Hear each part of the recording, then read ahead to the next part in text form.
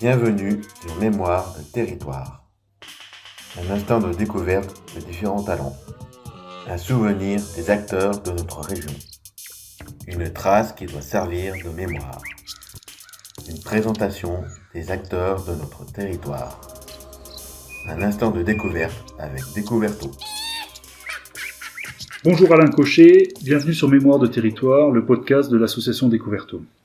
Mais avec grand plaisir, oui. Alors effectivement, Valérie, la tenancière de cette fameuse crêperie de l'Écluse 2, qui est connue, j'allais dire mondialement, mais presque, qui est quand même une crêperie qui a un charme très particulier, parce que et dans ce cadre de cette vallée des Éclusiers, de cette Écluse 2 qui est magnifique, au bord du vieux canal. D'ailleurs, quand elle va réouvrir, je vous conseille à tous de venir y manger une crêpe un soir, parce que c'est un vrai plaisir. Elle est d'ailleurs bretonne d'origine, hein, donc soyez sûrs que c'est bien des crêpes bretonnes que vous allez manger. Et Valérie a organisé l'année dernière, effectivement, des espèces de rencontres, discussions, échanges, à tout va, ceux qui avaient envie de s'exprimer, qui avaient quelque chose à dire. Donc il y a eu Découverto qui est venu plusieurs fois, auquel d'ailleurs j'ai participé avec grand plaisir. C'était très intéressant. Il y en a de mémoire, je me souviens, il y en avait une sur le loup, il y en avait une sur l'historique des monuments dans nos vallées. De rappelle-moi des anglicans et des je sais plus quoi, des alamans des alamans, oui, pardon, entre les anglicans et les alamans, je suis désolé, je m'en mêle un peu les pinceaux, c'est pas grave. Et donc j'ai eu l'occasion de présenter à ma manière, à ma façon, une soirée sur le cerf élaphe, donc espèce présente dans notre région. Avec grand plaisir, il y avait une petite présence du et donc il me demande de vous en parler aujourd'hui. Donc ça sera avec grand plaisir. Alors il faut savoir que ce cerf élaphe est une espèce qui a existé sur Terre bien avant l'homme, qui était là déjà présente avant l'humain, qui était au départ une espèce de steppe, c'est-à-dire de milieu ouvert, un peu comme des moutons dans des endroits en pleine lumière, et diurnes qui vivaient de jour. Mais malheureusement, quand je dis malheureusement, c'est parce que l'arrivée de l'homme sur Terre a été un peu la première pierre qui a fait que tout le système va finalement tout doucement s'écrouler. L'arrivée de l'homme a fait que l'homme est devenu chasseur, et que tout le système va finalement tout doucement s'écrouler. L'arrivée de l'homme a fait que l'homme est devenu chasseur. Il s'est rendu compte qu'il y avait des cerfs, que c'était bon à consommer. Il a trouvé des solutions pour le chasser, et progressivement le cerf s'est retrouvé un peu reclus et parti tout doucement de ses steppes pour aller se mettre un peu au calme, un peu à la tranquillité dans les zones boisées, les zones montagneuses. Et progressivement, il est devenu nocturne parce que il s'est rendu compte que la nuit, il était plus tranquille parce que c'est la nuit que les hommes dorment.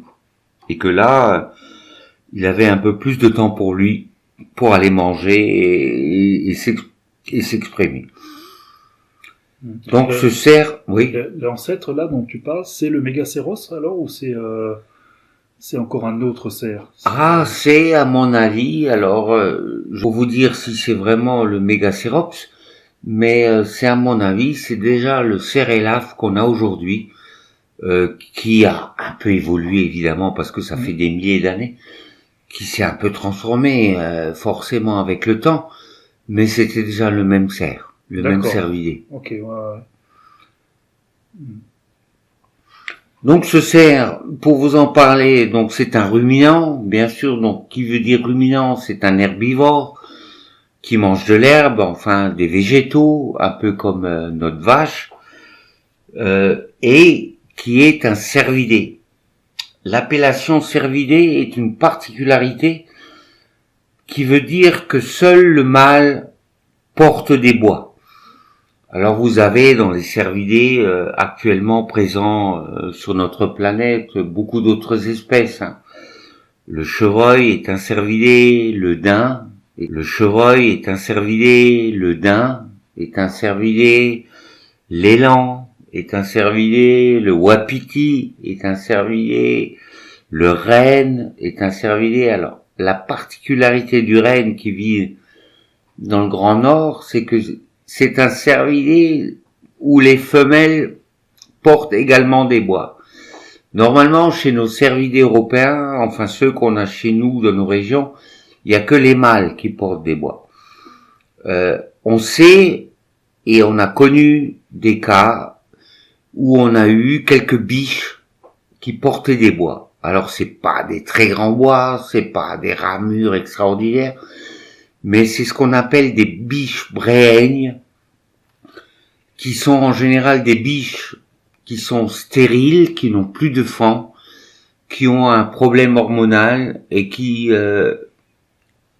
fait qu'elles ont des fois plus de testostérone que d'œstrogène, et elles arrivent à avoir des bois. Alors c'est des fois quelques centimètres, quelques dizaines de centimètres, mais dans la littérature ça existe, on a connu des biches bréhaignes. Sinon, il y a chez les cervidés que les mâles qui portent des bois. Et la grande particularité des cervidés par rapport aux bovidés, c'est que les cervidés ont des bois qui tombent tous les ans. Tous les ans, un cervidé refait sa ramure. C'est-à-dire qu'il perd ses bois à une certaine période de l'année et il refait ses bois toujours un peu plus forts, un peu plus grands, en fonction de l'âge qu'il a. Donc si vous voulez, chez un cerf, vous allez avoir un faon qui va naître, 0 à 6 mois va s'appeler faon. Il est là, le faon qu'on connaît dans Bambi, avec ses petites taches très particulières, magnifiques, que tous les enfants adorent voir, mais même les adultes. À partir de 6 mois à 1 an, il commence à changer un peu de pelage, il commence un peu à grisonner, à devenir un peu plus brun, et il commence à porter sur la tête de toutes petites boules quand on parle d'un mâle, quand il s'agit d'un mâle. Et là, il devient R. On l'appelle R de 6 mois à 1 an. À 1 an, il commence à faire sa première tête.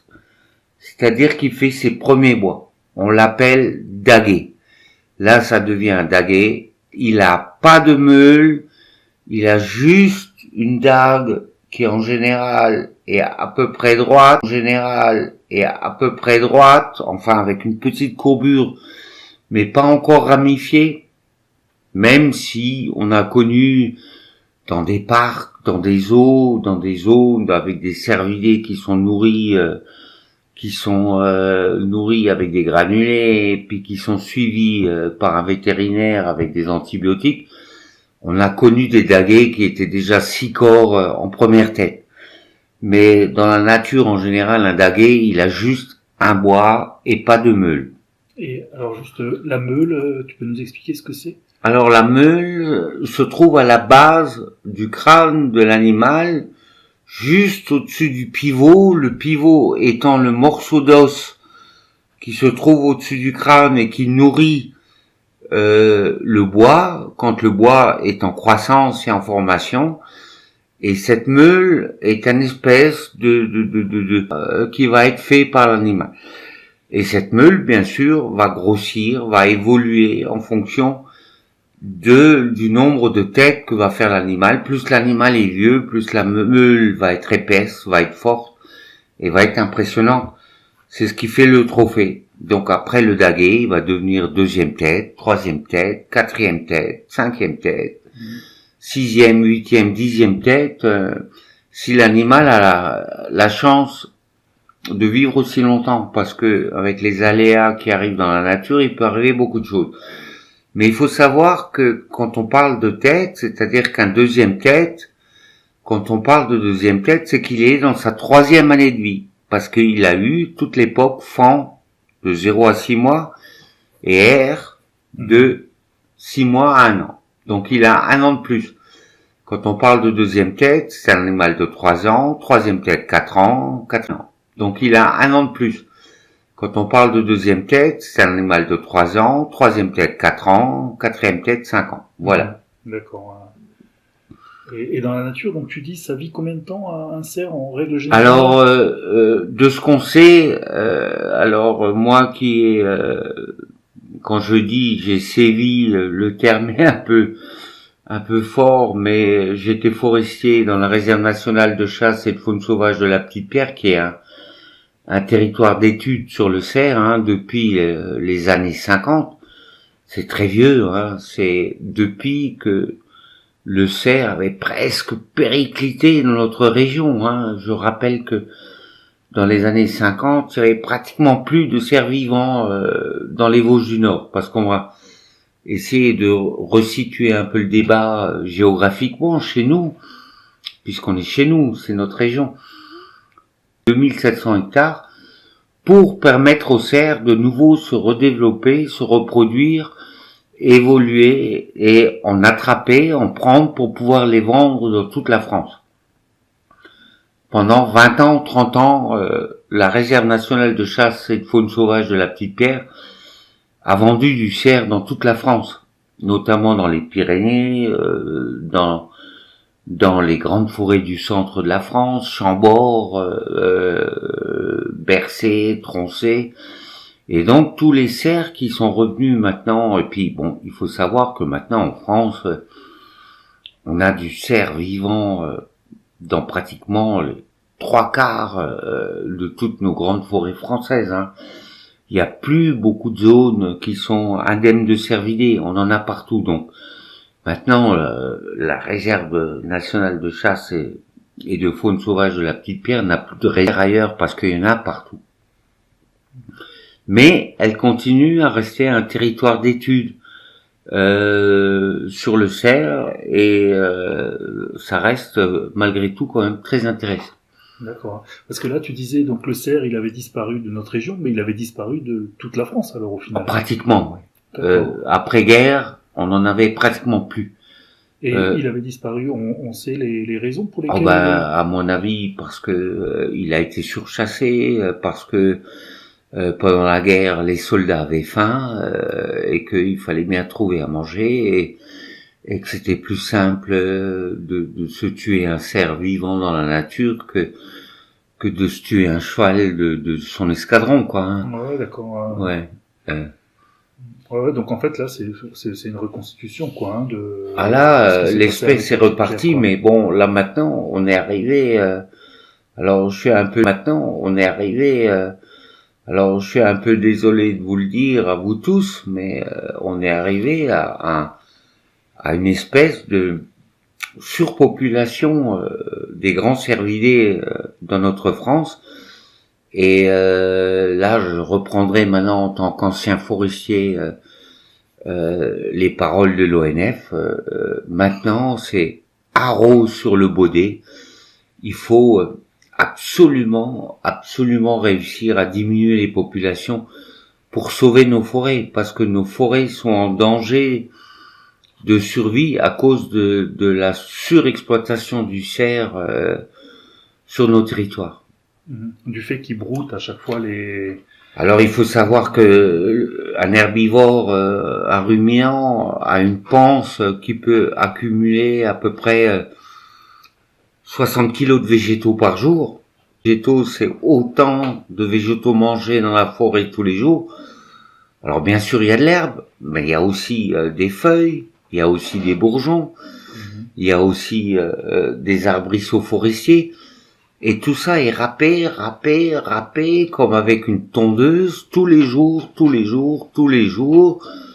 Tous ces herbivores sont là sur le territoire et sont en train de le lamer. Alors, il y a bien sûr des palliatifs, on en reparlera sans doute dans une autre émission peut-être de la chasse, mais on y viendra. Ouais. Et du coup, là, quand on dit donc on est parti de quasiment plus de cerfs à aujourd'hui trop de cerfs, et aujourd'hui on sait à peu près est-ce qu'il y en a 2 fois trop, 3 fois trop, on arrive à chiffrer ça ou... Ouais, alors c'est compliqué. C'est vraiment très compliqué. Donc les meilleurs les meilleurs indices qu'on puisse avoir, les meilleurs indices qu'on puisse avoir en dehors des comptages par visu des animaux, hein, parce qu'on fait dans tous les territoires qui sont chassés et notamment sur la réserve de la Petite Pierre, on fait tous les ans des comptages nocturnes au printemps. Pourquoi au printemps? Parce que c'est le moment où arrive la végétation qui commence à pousser dans les prés et qui attire les cervidés comme de l'huile sur le feu, parce que après tout l'hiver, pour eux c'est un délice, c'est leur dessert, c'est leur récompense de l'arrivée des beaux jours. L'herbe fraîche, l'herbe tendre, c'est irrésistible.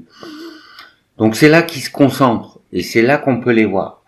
Donc on les compte de nuit avec des phares, mais le comptage reste un comptage. On va avoir un nombre d'individus comptés, mais on ne sait pas quel est le nombre de ceux qu'on n'a pas vus, qui sont peut-être ailleurs, ou qui sont peut-être à côté, ou un peu plus loin, et qu'on n'a pas compté.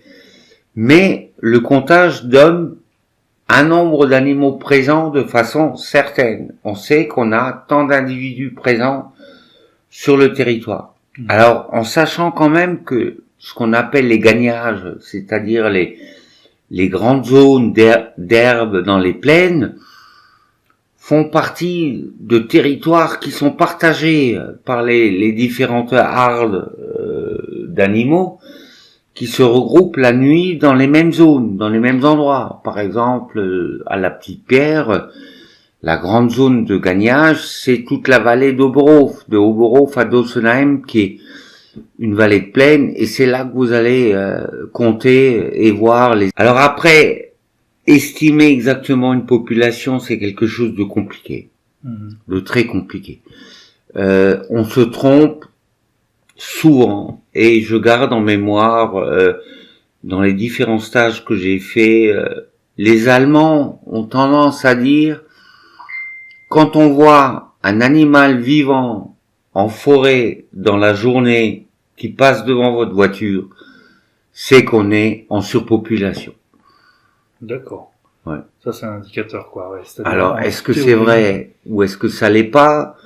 Je ne vais pas me faire le bonimenteur ou le diseur d'histoire, mais ce qui est sûr, c'est qu'on vit actuellement des situations où les chasseurs ont tendance à minimiser la présence d'animaux et de dire l'ONF veut éradiquer le cerf. On n'est pas du tout là pour éradiquer le cerf, bien au contraire. Éradiquer le cerf, on n'est pas du tout là pour éradiquer le cerf, bien au contraire. Mais à essayer de faire en sorte qu'on ait des populations qui soient stables et qui soient viables avec leur milieu. Ouais, que ce soit compatible avec l'existence d'une forêt, quoi. Alors, j'ai envie, là, à ce stade de la discussion, d'expliquer un phénomène. Je comprends très bien, vous tous, qui pourrez éventuellement être des anti-chasses. Et dire, c'est des animaux qui sont beaux, qui sont magnifiques, qui ont des yeux de velours, et pourquoi les tuer? Effectivement, j'arrive à comprendre ce principe. Mais si vous voulez, si on vivait dans un monde sans chasse, pas de chasseurs, pas de chasse du tout, qu'est-ce qui se passerait?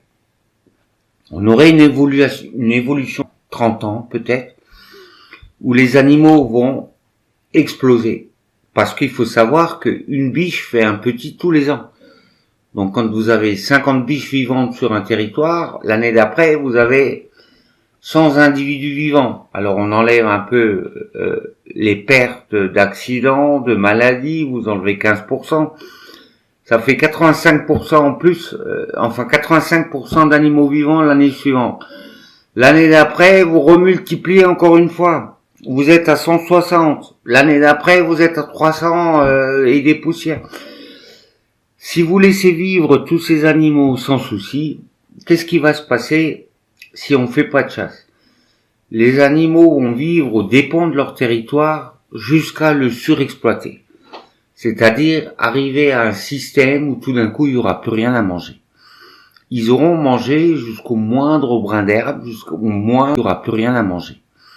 Ils auront mangé jusqu'au moindre brin d'herbe, jusqu'au moindre, la moindre fougère, la moindre partie de ce qu'ils peuvent exploiter. Là, il va arriver des épidémies, des maladies, la population va subir un choc, elle va tomber en désuétude, va mourir 90% de la population, et tout va repartir avec une base de 10% d'animaux encore vivants qui vont recréer une nouvelle population. Mais ça se passe sur 20-30 ans. La chasse peut permettre, si elle est bien faite, si elle est bien gérée, éventuellement de créer une autorégulation d'une année à l'autre, de faire un plan de chasse qui correspond tout doucement à la natalité de ce qui a eu lieu dans l'année, avec une population de base qui est à peu près la même que celle qu'il y avait l'année d'avant. Et la chasse peut permettre d'avoir un équilibre régulier d'année en année. Ouais, non, c'est vraiment intéressant.